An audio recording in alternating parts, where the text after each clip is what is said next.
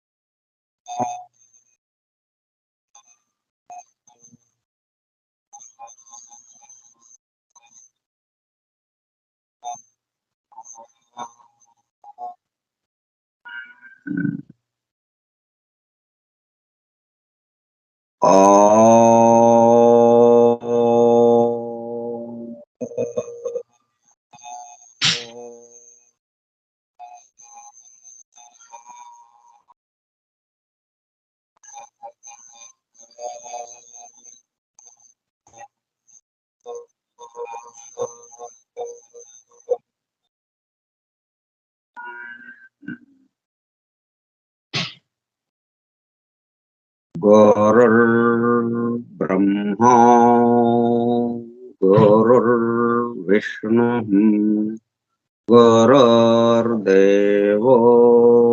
महेश्वरः गुरुः साक्षात् परं ब्रह्म तस्मै श्री गुरवे नमः।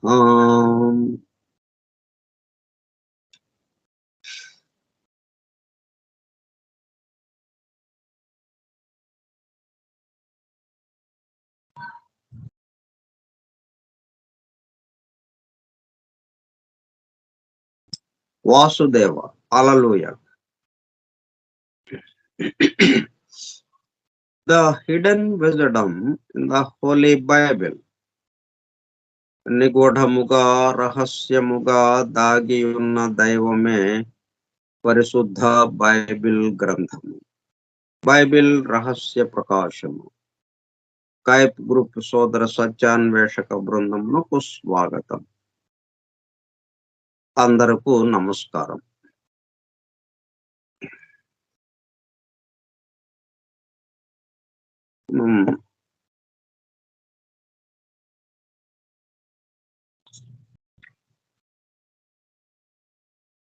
ఈ బైబిల్లో మనకి ఇవ్వబడినటువంటి పవిత్ర గ్రంథంలో మనకి ఇవ్వబడినటువంటి సంఘటనలు, కథలు, చారిత్రక అంశాలుగా ఉన్నాయి ఏవైతే ఉన్నాయో వాటికి సంబంధించినటువంటి ఇంటర్ప్రిటేషన్, గూఢార్థం తెలుసుకోవడానికి ప్రయత్నం చేస్తున్నాం.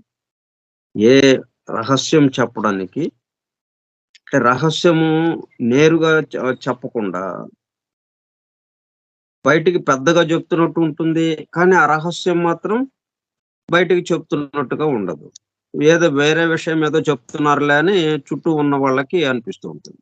మనం ఏదైనా రహస్యం ఉందనుకోండి, ఇంకొక పద్ధతిలో మనం చెప్పడానికి ప్రయత్నం చేస్తాం. ఆ రహస్యాన్ని అతనికి అందజేస్తూ ఉంటాం. అదే సమయంలో ఆ రహస్యం మాత్రం చుట్టూ ఉన్న వాళ్ళకి వెల్లడి కాదు. మనం ఎవరైతే మాట్లాడుతున్నామో వాళ్ళ వరకే తెలిసేటట్టుగా ఇట్లా మనం చెప్తూ ఉంటాం. ఆ విధంగా ఇచ్చినవి ఇవన్నీ. వీటన్నిటిలోనూ సృష్టి రహస్యాలు దాగి ఉన్నాయి. ఎట్లా దాగి ఉన్నాయి ఏంటనేది కొన్ని ఉదాహరణలు మనం చూస్తున్నాం. ఆ ఉదాహరణలు చూస్తూ ఉండగా ముఖ్యంగా హీలింగ్ కి సంబంధించి స్వస్థత క్రియలకు సంబంధించిన విషయం, దాని గురించిన వివరాలు చూస్తున్నాం మనం. నిన్న మిస్టికల్ వూండ్స్ గురించి చెప్పుకున్నాం. అదే ఈ రోజు కూడా మనము కంటిన్యూ చేద్దాం. ఎందుకంటే ఈ విషయం మనకి హీలింగ్ కి సంబంధించి, స్వస్థతకి సంబంధించిన విషయం మనకు అర్థం అవ్వాలి అంటే అసలు హీలింగ్ ఎలా జరుగుతుంది, హీలింగ్ చేసేవాళ్ళు వాళ్ళకి సంబంధించిన విషయం ఏంటి? ఈ స్వస్థత చే చేసేవాళ్ళ పరిస్థితి ఏంటి? వాళ్ళెలాగా ఉండాలి? స్వస్థత చేయించుకునేవాళ్ళు, స్వస్థపరచబడేవాళ్ళు ఎలాగా ఉండాలి? ఆ విషయాలు మనకి క్లియర్‌గా ఉంటాయి. స్పష్టంగా ఉంటే మనకి ఈ స్వస్థత గురించిన విషయం పూర్తిగా అవగతమవుతుంది. ఎలా జరుగుతోంది స్వస్థత? మరి మందులు ఇటువంటివి ఏమీ లేకుండా ఒక నోటి మాటతోనే, ఆ నమ్మకము, విశ్వాసముతోనే మరలా ఆరోగ్య స్థితి ఏర్పడుతోంది. అనారోగ్యం నుంచి ఆరోగ్యంలోకి వస్తున్నారు. ఆ వేదనలన్నీ మాయమైపోతున్నాయి. ఏంటి జరుగుతుందో మనం ఒకసారి మళ్ళీ ఈ మిస్టికల్ వూండ్స్‌దే దీంట్లోనే ఉంది కొంచెం వివరాలు. అవి మనకి ఇంకో 1, 2 సార్లు చెప్పుకుంటే దాంట్లో ఉన్న రహస్యం మనకి స్ఫురించడానికి అవకాశం ఉంటుంది. ఆ రహస్యం మనకి తట్టడానికి అవకాశం ఉంటుంది. లేకపోతే మనం మామూలు అర్థం చెప్పుకొని ముందుకు వెళ్ళిపోతాం. దీనివల్ల ఆ తర్వాత విషయాలు మనకి అర్థం కావు.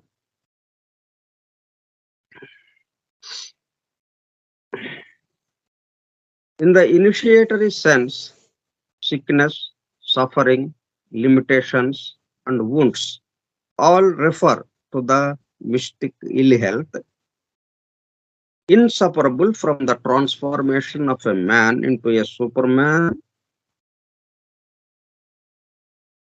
inseparable from the transformation of a man.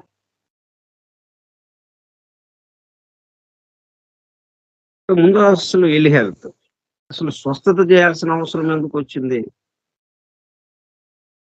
ఆరోగ్యం బాగుందంటే ఇంకా స్వస్థతతో అవసరం లేదు కదా. స్వస్థత చేయాల్సిన అవసరం ఎందుకు ఏర్పడింది? ఉండవలసిన స్థితి నుంచి ఉండవలసిన స్థితి ఇంకొక స్థితిగా ఉండడం వల్ల. అస్వస్థతగా ఉండడం వల్ల, ఆ అస్వస్థత నుంచి స్వస్థతలోకి రావడానికి ప్రయత్నం చేయటం జరుగుతుంది. మరి స్వస్థతగా ఉన్న విషయము మళ్ళా అస్వస్థతలోకి ఎలాగా వెళ్ళింది? అది మనకి తెలియాలి. ఈ అస్వస్థత ఎక్కడి నుంచి వస్తుంది అంటే, మనం చేస్తున్న పనుల యొక్క ఫలితాలు. అవి మనకి ఆరోగ్యము, అనారోగ్యము, సుఖము, సంతోషము వీటిగా మనకెదురు పడుతోంది. ఎప్పటికప్పుడు ఆ చేసిన పనుల యొక్క ఫలితాలు. ఈ జన్మకి సంబంధించి మనం ఎటువంటి అనారోగ్యాలు మనకి కలుగుతాయి? ఏ శరీర భాగాలకి అనారోగ్యం కలుగుతుంది? అవన్నీ పెట్టుకొని మనము జన్మించడం జరుగుతుంది. ఎక్కడి నుంచి వచ్చింది ఇదంతా? అంతకుముందు జన్మల్లో జరిగినటువంటి పనుల యొక్క ఫలితాలుగా ఆ ఫలితాలని మనము అనుభవించడానికి. ఫలితాలు ఎందుకంటే మళ్ళా అనుభవించటం కోసం. ఫలితాలంటే ఊరికే మనం పరీక్ష రాసాము. ఆ పరీక్ష రిజల్ట్స్ అంటే పరీక్ష ఫలితాలు వెల్లడి చేశారు. పాస్ అయ్యావు, తప్పావు అని ఏదో జెప్పారు. అట్లా తెలుసుకోవడం దాంతో అయిపోయిందిక. అట్లా గాదిక్కడ. ఈ పనుల యొక్క ఫలితాలు మరలా మనము అనుభవింప చేయటానికి వచ్చినాయి. మనం ఏ పనైతే చేశామో అంతకుముందు అవతల వాడికి, దానికి సంబంధించి మరలా మనం దాన్ని అనుభవించేటట్టుగా. అవతల వాడిని తిట్టాం మనం. అవతల వాడికి బాధ కలిగించాం. ఇప్పుడు ఇంకొకడు మనల్ని బాధ కలిగిస్తారు. కొంచెం తీవ్రంగా ఉండింటే ఎవరినైతే చేసామో వాడే మళ్ళీ మనల్ని బాధించే ఇదిగా మారుతుంది. కొంచెం తేలికగా ఉంటే ఎవరి ద్వారానైనా గాని, మనం అంతకుముందు ఎవరినైతే బాధించామో వాడే రావక్కర్లేదు. ఎవరి ద్వారానైనా సరే ఆ బాధ మనము అనుభవించటానికి వీలుగా అవతల వాడు వచ్చి నిలబడి మనల్ని బాధించడం జరుగుతుంది.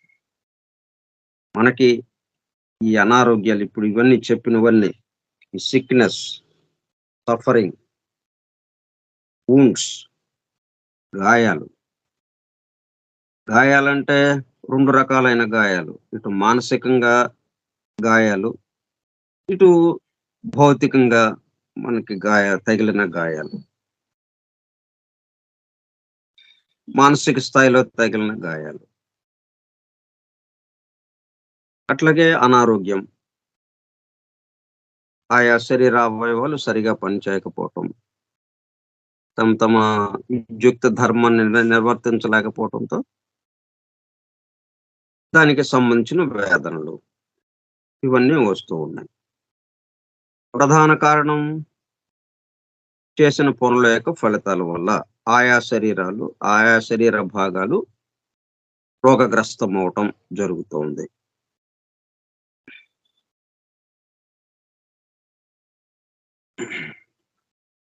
అది ఎందువల్ల అవుతుందంటే, నేను, నాది, నా కోసం అని మనం పనులు చేయటం వల్ల. అందువల్ల ఆ ఫలితాలు మనకే వస్తున్నాయి. మరి మనకు తెలిసి చేస్తున్నామా ఇది? అంటే తెలిసి చేయటం లేదు. తెలియక చేస్తున్నాం ఇది. తెలిస్తే ఎందుకు చేస్తాము? ఈ పని చేస్తే మనకి నష్టం వస్తుందంటే ఆ పని చేయం గదా మనం. ఈ పని చేస్తే మనకి బాధ కలుగుతుంది. తర్వాత చాలా వేదన అనుభవించాలి అంటే చెయ్యం.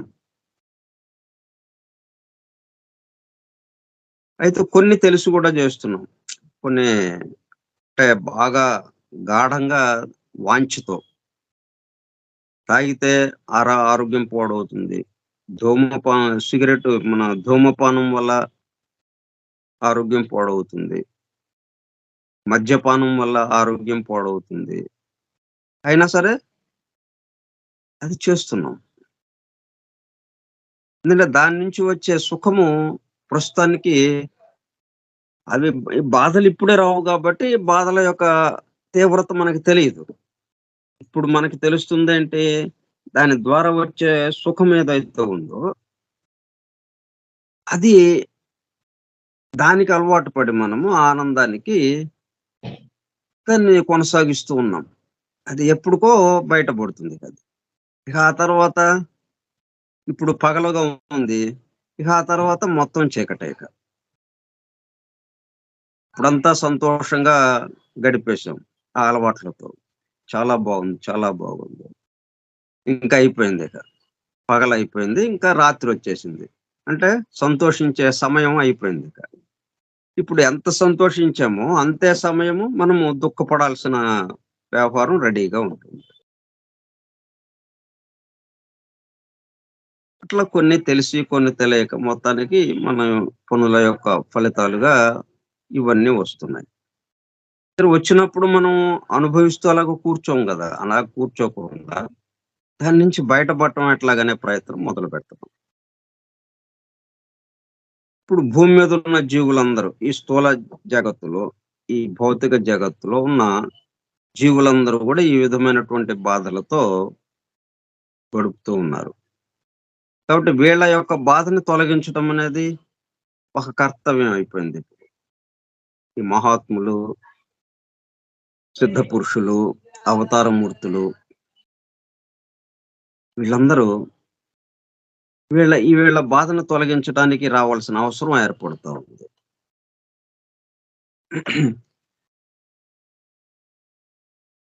లేకపోతే ఇక ఆ బాధ నుంచి వాళ్ళు విడిపడలేరు. ఎందుకంటే ఆ బాధ వచ్చినప్పుడు దానికి వ్యతిరేకంగా ఆలోచిస్తూ ఉంటారు. మరలా ఇంకొక బాధను అనుభవించడానికి కావాల్సినటువంటి రంగాన్ని సిద్ధం చేసుకుంటూ ఉంటారు. ఇంకా ఒక వలయంలాగా అయిపోయి ఇక దాంట్లోనే తిరుగుతూ ఉన్నట్టుగా అయిపోతుంది. దాని నుంచి విడిపడలేరు. కాబట్టి ఇంకొకళ్ళ సహాయము అవసరమవుతోంది. కాబట్టి అప్పుడు ఈ హీలింగ్ అనే దాని యొక్క అవసరము ఏర్పడింది.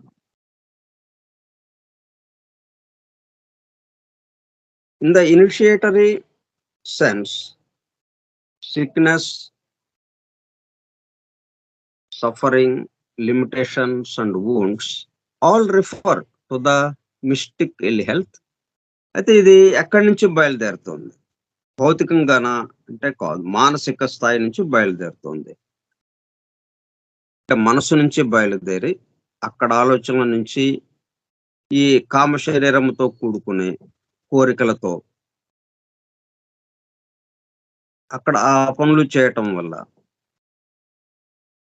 అక్కడి నుంచి భౌతిక దేహంలోకి ఆ వేదనలు బయటకి తీసుకొస్తూ ఉంది. కొన్ని మానసిక స్థాయిలోనే, భౌతికంగా ఏం లేకపోయినా మానసిక స్థాయిలోనే మనం బాధలు అనుభవించడం ఉంటుంది. కొన్ని ప్రాణమయ శరీరంలో, కొన్ని భౌతిక శరీరంలో, చిట్ట చివరికి భౌతిక శరీరం మీదకి వస్తా ఉన్నాయి. ఇవి ఇట్లా ఈ 3 స్థాయిల్లో మనకి బాధలు కలుగుతూ ఉన్నాయి. Mystic ill health all refer to the mystic ill health. ఈ మొత్తానికి మానసిక స్థాయిలో మొత్తం కరుడు కట్టుకుని ఉన్నాయి. అవి క్రమక్రమంగా కిందకు దిగుతూ వ్యక్తమవుతూ ఉన్నాయి. అందువల్ల అక్కడేమో మిస్టిక్ గా ఉన్నాయి, గూఢముగా, మర్మముగా, రహస్యముగా అక్కడ ఉన్నవి. అవ్యక్త స్థితిలో ఉన్నవి అక్కడ రహస్యముగా, నిగూఢముగా ఉన్నటువంటి బాధల మొత్తం యొక్క సమాహార రూపం క్రమక్రమంగా కిందకి దిగుతూ భౌతిక దేహం మీదకి పూర్తిగా వ్యక్తము అవడం జరుగుతుంది. కాబట్టి ఈ మిస్టిక్ ఇల్ హెల్త్ మొత్తం కూడా inseparable from the transformation of a man into a super man. ఇప్పుడు ఈ మానవుడు ఇట్లా హీలింగ్ చేయటం కోసం కొంతమంది తయారవుతూ ఉన్నారు, స్వస్థత పరిచే వాళ్ళు కొంతమంది తయారవుతున్నారు. సాధారణ మానవ స్థితిని దగ్గర నుంచి, అంటే అంతగా మనము సాధన లాంటివి ఎటువంటివి ఏమీ లేకుండానే వాళ్ళ యొక్క డే టు డే దినచర్య ద్వారా వాళ్ళు నిరంతరం ఇతరులకి మంచి చేద్దాము అన్న భావన వాళ్ళల్లో మెదులుతూ ఉండటం వల్ల క్రమక్రమంగా ఏమవుతుందంటే వాళ్ళ ద్వారా స్వస్థత క్రియలు జరగటానికి అవకాశం ఏర్పడుతుంది. అందువల్ల అతను ఏమవుతున్నాడు, మామూలు సాధారణ మానవుడి నుంచి సూపర్ మ్యాన్ గా అయిపోతున్నాడు. అతను అధిమానవుడుగా మారుతున్నాడు. సామాన్య మానవుడి నుంచి అధిమానవుడుగా మారుతున్నాడు.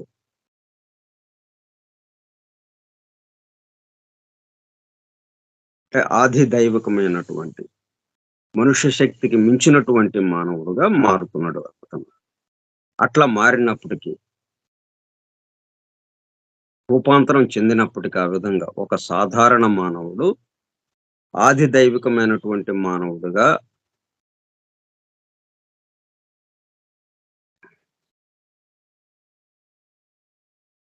అతి మానుషమైనటువంటి మానవుడుగా మారటం, రూపాంతరం చెందుతున్నప్పుడు, అట్లాగే and an initiate into an adapt, అలాగే ప్రథమోపదేశ దీక్ష పొంది ఒక రకమైన సాధనలు చేస్తూ, అనేక రకమైన సాధనలు చేస్తూ, ఉపదేశ దీక్షలు పొందుతూ ఒక గురువు దగ్గర అట్లా కొనసాగిస్తూ ఉండగా చివరికి అన్ని ఉపదేశ దీక్షలు పూర్తి చేసుకుని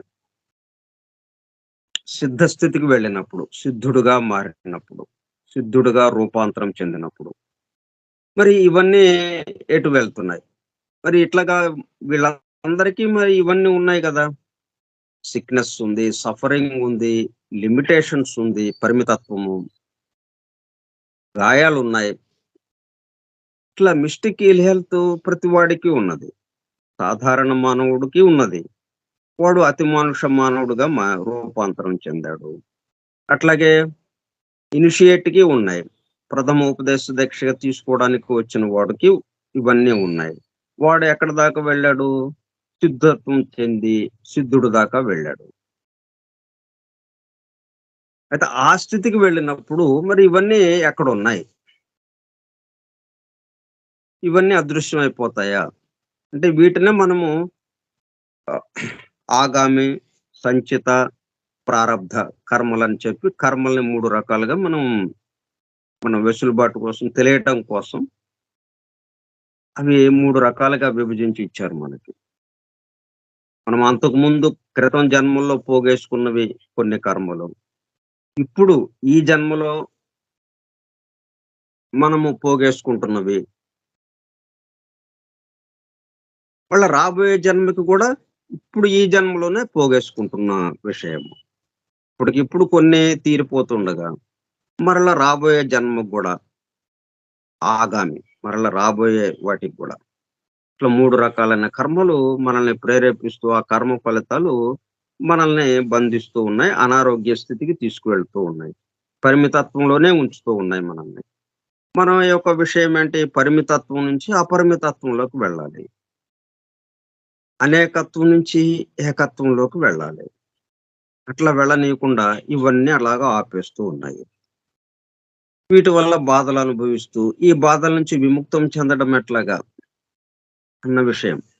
అంటే మన దృష్టి అంతా ఎలాగుంటుంది? ఈ అనారోగ్యం నుంచి ఆరోగ్య స్థితికి, ఈ కష్టాల నుంచి, ఈ దుఃఖాల నుంచి, ఈ కన్నీళ్ల నుంచి ఒక చక్కటి సుఖకరమైన స్థితిలోకి వెళ్ళటం ఎలాగా? ఇంతవరకే మనం ఆలోచిస్తున్నాం. ఇక్కడ 2 రకాలున్నాయి. ఇవన్నీ ఒక ఎత్తయితే, మనము ఏకత్వం నుంచి విడిపడి, అనేకత్వానికొచ్చేసి, భిన్నత్వానికొచ్చేసి, సెపరేట్‌నెస్‌గా అయిపోయాము. సెపరేట్‌గా అయ్యాము. వేరుగా అయిపోయాము.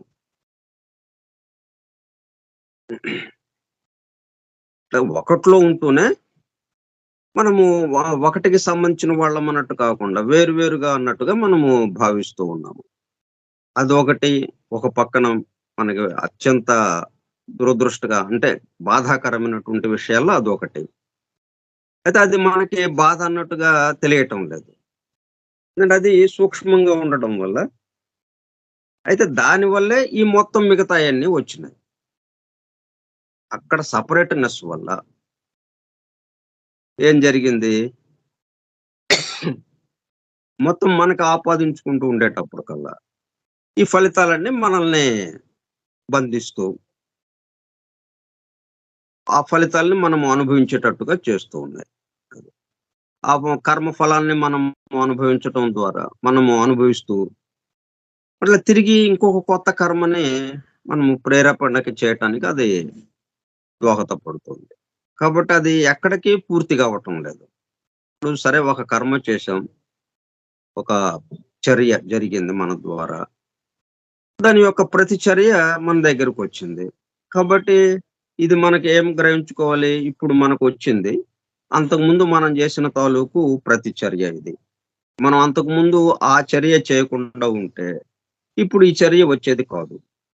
కాబట్టి ఈ చర్య వచ్చిందంటే అర్థం ఏంటి? మనం ఆ చర్యని చేశాము మనం. దానికి ప్రతిచర్యగా ఇప్పుడు మనకి ఎదురుగా వచ్చింది. కాబట్టి దీన్ని నెమ్మదిగా క్లియర్ చేసేసుకుందాం. ఇదెందుకొచ్చావు అని అనటం కాకుండా, ఎందుకొచ్చావంటే మరి మనమేగా తెచ్చుకుంది. పిలిచింది మనమే గదా! మనం పిలిచినప్పుడు అది పిలవంగానే వచ్చింది. అందుకు సంతోషించాలి మనం. అది రాకుండా అక్కడెక్కడో దాక్కొని ఇంకా పెరుగుతూ, పెరుగుతూ వడ్డీతో సహా అన్నట్టుగా పెద్దదైపోయి మన దగ్గరికి రాకుండా, చిన్నదిగా ఉన్నప్పుడే మన దగ్గరకొచ్చేసింది. అంటే చిన్న బాధతోనే మనము అక్కడ దాని నుంచి విడిపడటానికి అవకాశం ఏర్పడింది. అది రావడం వల్ల. ఇప్పుడది రావద్దు అనంటే అట్లా ఉంటుంది. ఉండి ఏం చేస్తుంది? అది పెరుగుతూ ఉంటుంది. ఎందుకంటే పెరుగుదల అనేది మనకి సృష్టిలో ఉన్నటువంటి మార్పు గదా! చేంజ్. అనుక్షణము ముందుకి అన్నట్టుగానే అనుక్షణము అభివృద్ధి చెందటం, పెరుగుట, అనుక్షణము పెరగటం. ఉన్న స్థితి నుంచి పై స్థితికి పెరుగుతూ ఉండడం. మనం పుట్టినప్పుడు ఎలాగున్నాము? ఇప్పుడు ఎలాగ ఉన్నాం? మరి పెరుగుతూ ఉండడం వల్లే గదా! పెరగటం అనేది ఈ సృష్టిలో ఉండడం వల్ల ఎక్కడ ఆగకుండా ముందుకి పెరుగుతూ, పెరుగుతూ అభివృద్ధి చెందుతూ వస్తున్నాము. కానీ దాన్ని మనం నిరోధించామంటే, నువ్వు ఆగు, ఇప్పుడు రావద్దు అన్నామంటే, అది ఇంకా పెరుగుతుంది. చాలా పెద్దదైపోతుందది. ఇప్పుడు చిన్న బాధతో పోయేదల్లా చాలా అత్యంత కష్టమైన మనం ఐసీయూలో పెట్టాల్సిన పరిస్థితి ఏర్పడుతుందనమాట. మనమేదో 1, 2 రోజుల్లో ఏదో చిన్న చిన్న మందుల ద్వారానో, లేతే ఉపవాసం ద్వారా మనం ఆహారం మార్పు చేయటం వల్ల, ఆ 2 రోజుల్లో తగ్గే బాధ ఏమవుతుంది చివరికి ఐసీయూలో పెట్టేసి, ఆపరేషన్‌లు జేసి, గందరగోళం జేయాల్సిన పరిస్థితికి తీసుకురాబడతాం మనం. అది ఆగిపోవటం వల్ల. అందువల్ల ఇప్పుడు మన దగ్గరికొచ్చిందంటే, మనల్ని అది క్లియర్ చేసేయమని. ఇక ఆ బాకీ లేకుండా చేసేసుకోమని. కాబట్టి ఇది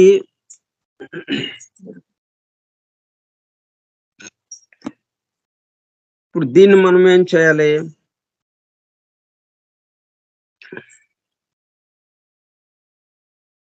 ఇంకొక కర్మం మరల ప్రేరణ లేకుండా, ప్రేరేపింపబడకుండా, ఇక్కడికి ఇది సద్దుమణిగేటట్టుగా మనం చూసుకోవాలి. ఎందుకంటే ఇది మనం పంపించినటువంటి చర్యకి సంబంధించిన ప్రతిచర్య. కాబట్టి దీనికి బాధ్యత ఎవరు? ఎవరు బాధ్యత వహించాలి? మనమే బాధ్యత వహించాలి. ఎందుకంటే ఇది మనం పంపించిందే తిరిగి మన దగ్గరకొచ్చింది. బంతి మనమే యేసాము. గోడకేసి కొట్టాం బంతిని. గోడకేసి కొడితే బంతి మళ్ళీ ఎటెళ్తుంది? మన దగ్గరికి రాకుండా ఎటో పోతుందా? కాదు గదా! ఎదురుగా ఉన్న మనకే వస్తుందది. అరే! నా దగ్గరకొచ్చిందేంటి బంతి అనంటే మరి కాదు గదా! నువ్వు కొట్టకుండా ఉంటే నీ దగ్గరకొచ్చేది గాదు బంతి. నువ్వు గోడకేసి కొట్టకుండా, మెదలకుండా ఉన్నావనుకోండి, అది రాదు గదా! కాబట్టి ఇది మనం పంపించినట్టు మన యొక్క చర్య వల్ల వచ్చిన ప్రతిచర్య. కాబట్టి దీన్ని సర్దుబాటు మళ్ళీ మనం గోడకేసి కొట్టకుండా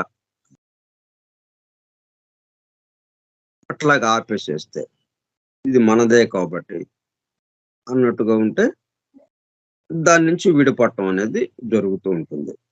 సరే అంత ఇది రాలేదు కాబట్టి మనకి. అందుకని మనం ఏం చేస్తున్నాం, మనల్ని రక్షించేవాళ్ళెవరా అని చెప్పి చూస్తున్నాం. ఈ బాధల నుంచి, ఈ కష్టాల నుంచి ఎవరు రక్షిస్తారా అని. చూస్తుంటే అప్పుడు ఈ రక్షించేవాళ్ళు కొంతమంది తయారై మన దగ్గరకొస్తున్నారు.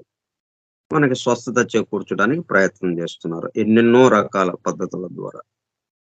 డాక్టర్లుగాను, సలహా ఇచ్చేవాళ్ళుగాను, ఎన్నో రకాల వైద్య విధానాల ద్వారా, ఆ వైద్య విధానానికి సంబంధించిన వైద్యుల ద్వారా, ఆ వైద్య విధానాలను నేర్చుకుని, ఆ వైద్య విధానాన్ని నేర్చుకున్నటువంటి వైద్యులు, ఆ వైద్యం చేస్తూ మనకి స్వస్థత చేకూర్చడానికి ప్రయత్నం చేస్తున్నారు. ఆరోగ్య స్థితిలోకి తీసుకురావడానికి ప్రయత్నం చేస్తున్నారు. అయితే వీళ్ళందరూ కూడా హీలర్స్. వీళ్ళందరూ స్వస్థత చేకూర్చేవాళ్ళే. కాపోతే మందుల ద్వారానో, ఇంకొకటి ద్వారానో ఇట్లాగా ఇప్పుడు సిద్ధ వైద్యులున్నారు. మూలికా వైద్యం చేసేవాళ్ళు. వాళ్ళని సిద్ధ వైద్యం అంటాం దాన్ని. మూలికా వైద్యం. ఇప్పుడు తమిళనాడులో ఒకాయన ఎప్పుడు 60 సంవత్సరాల నుంచి ఆ మూలికా వైద్యం చేస్తున్నాడు క్యాన్సర్ వ్యాధి కోసం. క్యాన్సర్ వ్యాధితో బాధపడుతూ ఎంతో ఎన్నో మందులు తీసుకున్నా గాని, ఇంకా చివరికి ఇక్కడ డాక్టర్లు చెప్పిందేంటంటే, ఇంక 2, 3 నెలల్లో మీరు చనిపోవటానికి అవకాశం ఉంది. ఇంకా అంతకు మించి మీరు బతకరు అని చెప్పేసి, ఇక హాస్పిటల్ నుంచి పంపించేసిన పరిస్థితిలో, ఈయన దగ్గరికి వెళితే, ఈయన ఆ మూలికా వైద్యం ద్వారా ఏం చేస్తున్నాడు చక్కగా ఒక 5, 6 నెలలు అలా చేసేటప్పటికల్లా మళ్ళీ మామూలు స్థితికొచ్చేస్తున్నారు. కొన్ని సంవత్సరాలు అలాగా హాయిగా జీవిస్తున్నారు. 2 నెలల్లో ఎళ్ళిపోవాల్సిన వాళ్ళలా సంవత్సరాలు జీవిస్తున్నారు హాయిగా. బాధలు లేకుండా. ఆ సిద్ధ వైద్యం ద్వారా. ఇదొక రకమైనటువంటి హీలింగ్ ప్రక్రియ. ఇట్లా రకరకాల హీలింగ్ ప్రక్రియలు జరుగుతున్నాయి. ఒక మూలిక వైద్యం అనేది అంటే ఆ మూలిక యొక్క మన కషాయాన్ని తాగించటం. ఆ మూలిక వైద్యంతో బిళ్ళల్లాంటివి ఏమన్నా తయారు చేసి ఇవ్వటం. అదే కాకుండా ఏదీ లేకుండా కూడా మాటతో, తన సాన్నిధ్యంతో తగ్గించటం అనేది ఒకటి. అలా గూడా. ఇవన్నీ గూడా మొత్తం హీలింగ్ ప్రక్రియలోకి వస్తాయి. ఇట్లా హీలింగ్ చేసేటప్పుడు మరి హీలింగ్ చేసే వాళ్ళకి గూడా బాధలున్నాయి గదా! వీళ్ళ బాధలన్నీ ఎక్కడికి వెళుతున్నాయి. అట్లాగే ఆ స్వస్థత చేకూర్చే వాళ్ళకి ఎవరైతే ఉన్నారో, స్వస్థత పొందేవాళ్ళు, వాళ్ళకి సంబంధించిన బాధలు ఎటు ఎళ్తున్నాయి మరి? ఇక్కడంతా బ్యాలెన్సే గదా! ఇప్పుడు ఈ స్థితి వద్దండి అంటే, ఇది తీసి ఇంకొక స్థితికి తీసుకురావాలి. అంటే ఈ స్థితి ఎక్కడుండాలి మరి? ఎందుకంటే మనము సెపరేట్‌నెస్‌లో ఉన్నాం. సెపరేట్‌నెస్‌లో ఉన్నాం కాబట్టి 2గా కనిపిస్తుంది ఏదైనా గాని. అప్పుడు ఆరోగ్యము, అనారోగ్యము. ఇప్పుడు అనారోగ్యం తొలగాలి. అనారోగ్యం తొలగాలి అంటే దీన్ని తీసి ఇక్కడ ఇంట్లో మురికి ఉంది. ఇంట్లో చెత్త పేరుకొని పోయింది. ఇదంతా ఏం చేస్తాం మనము? అదంతా ఊడ్చేసి శుభ్రంగా బయటేసేస్తాం. అంటే మనం ఏం చేసాం ఇక్కడ మన ఇంట్లో ఉన్న చెత్తను తీసి రోడ్డు మీద వేసాం. అవి మన ఇంటి ముందు పక్కన వేసాము. వేస్తే దాన్ని తీసుకొని ఇంకొక చోట వేస్తారు. ఆహ్, పారిశుధ్య కార్మికులు. మొత్తానికి ఎక్కడెక్కడో తిరుగుతా ఉందది. ఇక్కడే ఉంది. మొత్తానికి భూమి మీదే ఉందది. కాతే మన ఇంట్లో లేదు ప్రస్తుతం. కానీ ఉందా లేదా అది చెత్త, ఇంకో దాంట్లో ఏదన్నా కలిసిపోవటం గాని, ఏదైనా నీళ్లొస్తే నీళ్ళలో కలిసిపోవడం, వర్షం వస్తే వర్షంలో కలిసిపోవడం. మొత్తానికది ఏదో ఒక రూపంలో అదలాగా ఉండిపోయింది. అలా ఉంటుందది. అట్లాగే ఎప్పుడు దాకా ఉంటుందలాగా సెపరేట్‌నెస్ ఉండేదాకా అది అలాగే ఉంటుంది. కానీ ఇప్పుడు మనం ఏంటి సెపరేట్‌నెస్‌లో ఉండడం వల్ల, మనము అనారోగ్య స్థితి నుంచి ఆరోగ్య స్థితికి తేవడము అంటే, ఇటు తెచ్చేవాళ్ళు గాని, ఆ చేయించుకునేవాళ్ళు గాని, ఇద్దరిలోనూ ఆ సెపరేట్‌నెస్ ఉంది. సెపరేట్‌నెస్ ఉండటం వల్ల అప్పుడేమవుతుంది, అదలా పెండింగు ఉంటుంది. ఓ పక్కన ఆ మూలన పడి ఉంటుందది. ప్రస్తుతానికి దీని యొక్క ప్రభావం వల్ల అనారోగ్య స్థితి నుంచి ఆరోగ్య స్థితికి రావటం జరుగుతుంది. అప్పుడు అనారోగ్య స్థితి ఏమవుతుంది? పక్కకి జరుగుతుంది అన్నట్టుగా. అంటే 2 స్థితులు మనకున్నాయని. ఉన్నది ఒకే స్థితి అయినప్పటికీ, ఉంటే అనారోగ్యం, లేకపోతే ఆరోగ్యం. ఏదో ఒకటి. ఉంటే మంచుగడ్డ, లేకపోతే నీరు. అంతేగాని నీరు, మంచుగడ్డ 2 వేరు వేరుగా అన్నట్టు కాకుండా, అది సెపరేట్, ఇది సెపరేటు. దానికి దీనికి సంబంధం లేదు అని మనం ప్రస్తుతం ఆలోచనలో ఉన్నాం. కానీ ఉన్న వాస్తవం ఏంటి? అంటే ఆరోగ్య స్థితి, లేకపోతే అనారోగ్య స్థితి.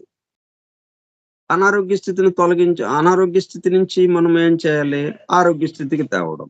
అంటే అదే ఇదిగా మారుతుంది. ఇదే అదిగా మారుతుంది. వైస్ వర్సా అన్నట్టుగా. ఆ ఏకత్వం వచ్చేదాకా మనకేమవుతుంది? ఆ సెపరేట్‌నెస్ మనకు ప్రస్తుతం ఉంది గాబట్టి, అనారోగ్యము అక్కడుంటుంది. ఆరోగ్యము ఇక్కడుంటుంది. ఇప్పుడు మన యొక్క ప్రభావం వల్ల మనము ఊడ్చి, మన ఇంట్లో ఉన్నటువంటి గదిలో ఉన్న చెత్తని బయటకి ఎలాగైతే వేసామో, ఇంకొక చోటకి పంపించామో, అట్లాగే ఈ అనారోగ్య స్థితిని ఏం చేశాము, ఈ హీలింగ్ ద్వారా మందులు వాడనియండి, ఆహ్, ఒక స్వస్థత చేసేటటువంటి ప్రార్థనల ద్వారా కానివ్వండి, ఏదైనా గాని, ఏ విధానం ద్వారానైనా సరే చేసి, దాన్నేం చేస్తున్నాం, పక్కకి తొలగిస్తున్నాం. దాంట్లో ఉన్నటువంటి ఆ చైతన్యాన్ని, ఆ దైవాన్ని, ఆ దైవాంశాన్ని మనము గుర్తించకుండా, ఇది మాకు వద్దు, ఇది తొలగింపబడాలి అన్న దానికి మనం వెళ్తున్నాం అన్నమాట అది. అక్కడ జరుగుతా ఉంది. సో ఇంకా దీన్ని కొంచెం మనం వివరంగా చెప్పుకొని ఇంకా ఒక స్పష్టతగా మనకు అర్థమయ్యేటట్టుగా ఇది రేపు కొనసాగిద్దాం మరలా. స్వస్తి ప్రజాభ్యః పరిపాలయంతాం న్యాయేణ మార్గేణ మహిం మహీషాః. ఓ బ్రాహ్మణేభ్య శుభమస్తు నిత్యం. లోకా సమస్తా సుఖినో భవంతు. లోకా సమస్తా సుఖినో భవంతు. ఓం శాంతి శాంతి శాంతి. ఓపికగా ఉన్నటువంటి సోదర సత్యాన్వేషక బృందమునకు ధన్యవాదములు. Thank you all.